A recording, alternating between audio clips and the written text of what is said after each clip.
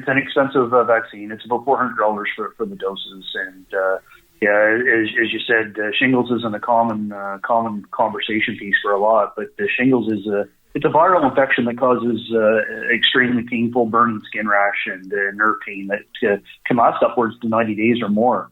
And for many people, it really sets them down. So anybody that's has been exposed to having chicken pox or has been exposed to the virus is at risk of developing this. And as we've learned that in our seniors population, it can be very extreme. So yesterday we made good on an election promise commitment that Nova Scotians 65 or older, starting yesterday, they could start booking their appointments online.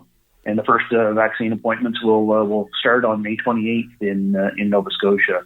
And as we've heard, different provinces have rolled out different things. But this is a commitment this year for us that in the fiscal year it's going to be about a $26 million budget allocation for the first round of this vaccine. And as the Premier said yesterday, we'll look and learn how this develops over the course of this fiscal year. And we're always looking to improve things and make things better. But starting yesterday, people 65 and older can book them online to get their free vaccine. And I believe what I heard yesterday too, because I'm learning a little bit about it as well, that it's actually 2 doses of the vaccine that has to take place. And Bill, as you and I have discussed before, we have a large senior population in Cumberland County, so it's prudent that you and I are sharing that information out on the radio waves today. Well, I'm glad we are, too, because, like I said, it's not commonly understood, but I think everybody knows, anybody who's ever heard about somebody who suffered with shingles, suffering is an understatement. It's absolutely debilitating. Like you said, it's like a burning nerve pain situation. It's excruciating, I'm told. It's scary enough to make me want to go out and get a shot of the vaccine. Yeah, certainly. I'm not saying you're in the age category, Bill, but you're getting close. You're getting close, though. I know I'm not, but it really it takes thought. So people that do have concerns or in that age category, if they're not quite sure, I certainly encourage them to speak with their healthcare provider and have that discussion whether they would fit into that realm. But really encourage people that. This is something that we've been asked for over the last few years. Even when we were in opposition, we heard the call from seniors advocates for this vaccine. So we're certainly we're very pleased with the announcement outcoming yesterday. Now, I want to change topics completely and just to set the stage for it. We all know, of course, about the huge search underway for 2 small children in Pictou County. And it has involved hundreds, if not thousands, of volunteers in a massive, very coordinated search. And that leads me to talk about the search and rescue outfits we have in Nova Scotia. And people in Cumberland may not realize how blessed they are because while we've talked many times about fire departments, and there's one kind of on every corner, you don't have as many search and rescue organizations throughout the province, but we have 2 in Cumberland. We have a Spring Hill Search and Rescue, Pugwash Search and Rescue. That is a blessing beyond compare when you look at other counties that may have one or may have none. And when we don't get searches as often or as repeated as we get fires, and the fire departments get a lot more focus and attention. But I know that search and rescue groups have a soft spot in your heart, and I think that's tied to your experience in the fire service. Yeah, no, absolutely, Bill, and thank you for recognizing that and the sort of the nightmare that is going on in Pictou County with 2 youth still missing. And as you said, we've had hundreds of searchers from all across the province and different agencies out working this search and supporting the search. It's actually the first call out that the Nova Scotia Guard has taken part in. And it started a lot of conversations. Look, my ability to travel different parts of the province, you get to see people that you know. Being a small province, you get to run into people regularly that you know, and meet new people that you didn't know, but they sort of know. Being a minister, they know a bit of your history. And I've had a few people come and speak to me in the last week and a half. that are involved with search and rescue teams. And some of these people are local people in Cumberland County that have reached out to me as well. And just the differences in funding, the funding model that the search and rescue teams get versus a fire department, the funding's totally different. As you said, we don't see the search and rescue a lot of the time because there's not a lot of searches that go on. But that doesn't mean they're not active. I know our search teams in Cumberland County, both Spring Hill and Pugwash, are very active, not just in training and maintaining equipment and maintaining their skills, but they're also active in the community to support different community events. And they're a big part of the emergency services. But I've had conversations with some of these searchers that where they were all convened in one spot. A lot of different search teams at that search the last week and a half, 2 weeks. And just the discrepancies that they see with funding. So I made a commitment to some of these searchers that I'm going to talk to the Minister of EMO, who's also responsible for the Nova Scotia Guard, and I know she's very passionate about the emergency services, and had a chance to speak with some of these searchers as well. But what can we do as a province, knowing that the province does support them with a very small amount of budgetary money, along with the municipalities, and it's different around the whole province. But we have to get these search teams to sort of on par that they can show up at a search and they're all there with the equipment that's needed, the transportation that's needed, which is what I hear in a lot of cases with our local team in Spring Hill. So look, it's not the first time I've advocated for them, and I'll continue to do that. But you did mention a very important point. Like, we're very fortunate in Cumberland County to have two search teams. And when you look at the size of Cumberland County and the vast amount of wooded area, it sort of makes sense that we would have two search teams. And I know years ago how it was divided. It was sort of the highway, east and west of the highway, I believe is how it was explained to me. But I also hear that when there's a search in any given part of the province now, there's a lot of assistance that goes into it from visiting. So we did have our search teams visiting Pictou County the last few weeks, and these conversations are very important. And it shouldn't take a situation like this to highlight these conversations, Bill. Well, it's interesting, that we don't see emergencies involving search and rescue very often. Very often, however, they are involved in emergency services without any high profile, without any fanfare. They get to go without any hesitation. Without any hesitation. Absolutely. And I remember, I'll take a guess now, 5-6 years ago, thereabouts, the Pugwash Search and Rescue Organization was celebrating, I think it was its 40th anniversary, and they had some presentations to make and so on, and I was a reporter then and went out to that particular meeting and did a story, and they were all shocked. They were all surprised. Why are you here?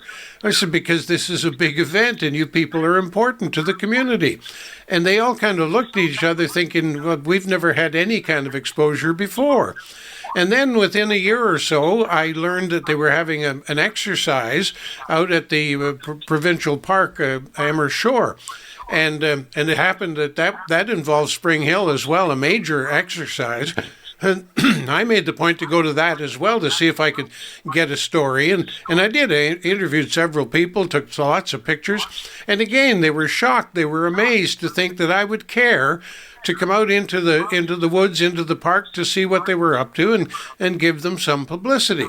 And of course, it's a telling sign that these people do that work not in secrecy, but in the background. They've never taken a bow in front of the public, really, and they deserve it every bit as much as a firefighter. And they've got equipment needs, very highly specialized and technical equipment needs. And I really appreciate what they know and what they do. I can go in the woods and turn around and be lost. And they can go into woods they've never been in before and find people and bring them out safely. It's a remarkable organization that operates without looking for a pat on the back, and they deserve it. No, absolutely, Bill. And when you speak about those recognitions, Murray Scott, when he was mayor, and I last spring, I believe it was, had the opportunity to go to the Spring Hill Search and Rescue Team, where they were receiving their years of service.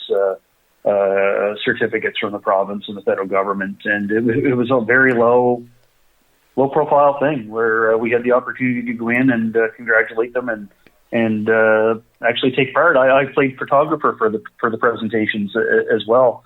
But they weren't looking for that recognition. They were just very humble and happy with what they were providing to the community. I can recall my time in the fire service. As many people would know, the town of Oxford flooded a few times while I was chief or deputy chief, and every single time, one of the very first phone calls to the town of Oxford was a search and rescue team. Can we assist with traffic control? Is there anything that we can do? Can we help with evacuating people? They're always calling out for to offer assistance as well. And look, they're a great organization, and I did make a commitment to them this week that I will certainly be talking to the minister about the funding models that they do look at for search and rescue teams all across the province. Well, let's go back to that now. You've made a commitment to talk to the minister. You must have something to ask of the minister. You can't just go and talk to her, but rather, what is it you're thinking? What kind of funding model are you looking to propose? It's really, they're not even asking for a funding model, but at least to have a conversation about highlighting the importance of having a bit of an increased funding for the search and rescue, and to put it on a platform where it can be sustainable. I don't want to say it's starting the conversation because this has gone on different times. But I have an ability to be with the ministers on a regular basis, and this has been something I've advocated for. It's a bit of a thorn in the side because of recent events, and I'm going to bring them back to the top of the conversation chain and sort of be a thorn in the minister's side for a little bit on this, and see what the realm of possibility is, Bill. It's a conversation that needs to carry on and not be forgotten when searches go away, but then it pops back up when there's another large scale event. You know, it's really amazing when we think about the value of a volunteer. And for some reason, we can easily see and easily appreciate a volunteer firefighter. We can easily appreciate somebody working in a hospital. The volunteer service in a hospital is absolutely huge. And there are volunteers scattered through other communities everywhere. And every once in a while we say, we couldn't exist without them. But yet, we really don't do a whole lot for them, do we? No, in a sense, I mean, it's you have a week of volunteer week, and you recognize all the volunteers and give an award out. But you know what? You and I were both volunteers, and there's many other different shapes, sizes, and forms of volunteerism in our communities. But the majority of the people that go out to volunteer aren't really looking for that recognition. They're looking for the internal reward. I know being a firefighter was something I've always wanted to do. But when I joined the department, I realized that this is a real commitment to the community. But at the end of the day, it's very rewarding the time and commitment that not just myself, but the whole family put into the Oxford Fire Department and the fire service as a whole in Nova Scotia and the Maritimes, being a representative on the boards at different levels. It's very rewarding when you're able to volunteer, and it's not that these groups of volunteers are looking for any personal reward. They're just looking for sustainability for current, future endeavors that their agencies would be looking for. No, it's interesting. I was just thinking when you said that you don't realize the commitment you're making when you join, and then it comes to pass and you do. And I can remember how many times you and I would have heard people say fires don't break out on nice sunny days. In fact, quite often they're in the middle of winter and it can be 20 below zero and worst of conditions and so on. But think about it for a second. If you're going to conduct a search, you don't conduct a search in downtown streets of Halifax. You're conducting a search in deep, dense woods. You're conducting a search in swamp territory. And like the fire service, it's never during good weather. You think back to the hurricanes and the massive storms we had, and we're going to have more. We know that. Search and rescue people end up in the worst of conditions trying to help somebody. And talk about the kindness of mankind toward humanity itself. It really gets spelled out in the word search and rescue. No, absolutely. And like you said, we just can't say enough about our search teams and our volunteers in general. But every community event there's always support, and I've talked about the Nova Scotia Guard as well, and just highlight the fact that our search teams are a big part of that Guard supporting agency as well. There was actually a seat at the table for them in the development of the Nova Scotia Guard. So very important group of individuals, not to take away from any other volunteers, but it's really highlighting a time to keep the conversation going. We have just 2 minutes left, and we normally call out to you to ask what social events are taking place in Cumberland South. You tell us all about the pancake suppers and the rubber chicken tours and all the rest of it. What's happening this week?